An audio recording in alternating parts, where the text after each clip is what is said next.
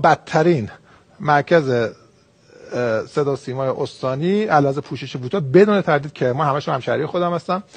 بعد مدیر وقت صدا سیما اومد گفت آقا حالا که عادل همچین چیزی گفته نه تنها در واقع پخش میکنیم از آن رو، بلکه دو قاب هم نمیریم دیگه.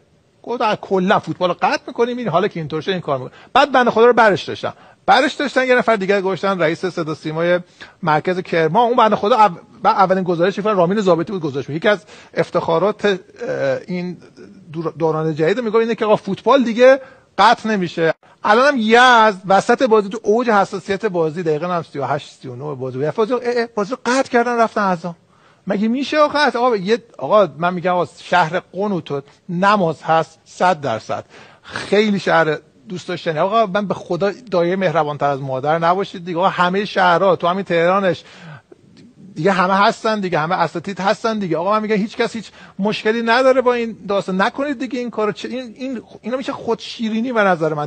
غیر از خودشیرینی من هیچ خیلی محترمانه ترین چیزی که من میتونم بگم خودشیرینیه که برای بزنیم آقا ما این ما فوتبال رو قطع می‌کنیم اذانو میریم. مثلا یه زمان میگم اخبار